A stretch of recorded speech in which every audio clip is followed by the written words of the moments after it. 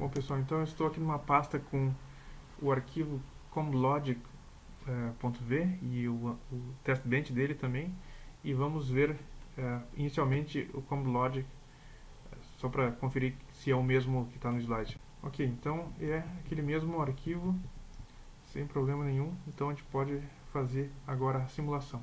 Eu vou escrever aqui iverilog, ele acabou quebrando a linha ali porque eu já estava muito próximo do final, mas é iverilog, o nome do arquivo que é comblogic.v. Então, agora eu só listei aqui os arquivos, apareceu este a.out. Se eu executar ele, nada acontece. Por quê? Eu não estou fazendo a compilação do testbench, e sim só do nosso módulo que implementa a lógica de combinação de fato.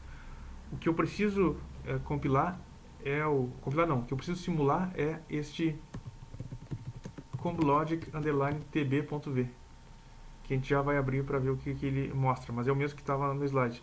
Na hora que eu executo ele, bom, agora ele criou novamente, sobrescreveu aqui o a.out, e na hora que eu executar, aí sim ele mostra o resultado da minha simulação, que são aquelas modificações que nós fizemos para que fizéssemos todos os testes possíveis da tabela verdade, e que dá aqui o resultado 0011 para cada um dos casos listados anteriormente. Abrindo aqui o comblogic.v, só para a gente visualizar o que estava dentro, é exatamente aquilo que a gente viu no slide, e observem que aquela linha que foi printada para nós no terminal quando nós executamos o arquivo de saída, é justamente esta linha descrita aqui, executada a cada momento do nosso tempo transcorrido aqui. Logo, é muito interessante aprender a utilizar estas diretivas estas funções do Verilog para poder fazer o debug. E também foi gerado um arquivo com as formas de onda de saída que a gente vai visualizar agora. Então, já tendo instalado o GTK Wave, eu vou abrir agora este dump.vcd com o GTK Wave.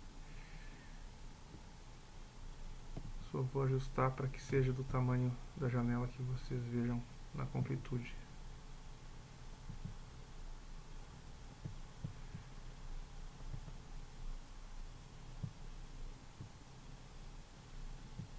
Bom, observem que o nosso testbench está listado aqui. Se eu aperto no mais, aparece o nosso bloco construído, mas clicando diretamente no comblogic testbench mesmo, aparece quais são as variáveis, que são na verdade os dois regs, né, que não necessariamente são registradores, mas os dois armazenadores aqui, nossas variáveis tipo reg e o nosso wire out. E se eu clico duas vezes em qualquer um deles, ele vai para a direita aqui, aparecer como uma possibilidade de visualização. Então temos o nosso A e B variando, e posso diminuir a escala de tempo aqui para ficar mais visível ou menos visível. E aqui temos todas as possibilidades de variação do A e do B que fizemos. Os dois em 0, só o A igual a 1, depois só o B igual a 1, depois os dois igual a 1. E como o out se comporta em relação a essas transições. Se a gente clica no bloco em si, poderemos ver também os wires que estão internamente colocados a ele. Como tanto o A quanto o B quanto o out são já visíveis desde o comblogic testbench, a gente pode ver o T1 aqui, que é aquela resposta intermediária, né, aquele fio intermediário que não é visível externamente do ponto de vista do testbench. Então aqui está vendo os 4 sinais variando. Ok. Bom, indo para o caso do contador agora, vamos ver os nossos arquivos. Agora eu vou ver de uma forma mais simplificada, diretamente no terminal aqui. Temos o contador, tal como descrito anteriormente no slide, e temos o nosso testbench listado aqui, tal qual foi mencionado também no slide. Eventualmente aqui a forma de representar está um pouco mais aberta, né? A gente estava sendo mais econômico nas linhas, mas é o mesma descrição. Podemos então fazer a simulação do counter TB, e ele vai ter gerado para nós este a.out, que eu posso executar agora. Então toda aquela linha que estava criada como um monitor para nós está listando aqui qual é o comportamento da saída. E observem que o out está indo de 0 até 3. E a gente pode usar o ZTK Wave mais uma vez para ver o dump.vcd e visualizar o clock, o sinal de enable, a saída e o reset. Observem que essa saída, se clicarmos 2 vezes nela, a gente pode ver a representação bit a bit, o que é muito interessante para a gente poder analisar com mais detalhe o que está acontecendo. E segundo botão do mouse a gente pode apertar num sinal para ver ele em outros formatos. Então, ver em decimal, por exemplo, o que a gente estava vendo antes, ele como um todo. Podemos colocar aqui para ver em binário. Então ele mostra o valor indicativo ali, está em binário agora. E qualquer outro que queiramos aqui, por exemplo, X.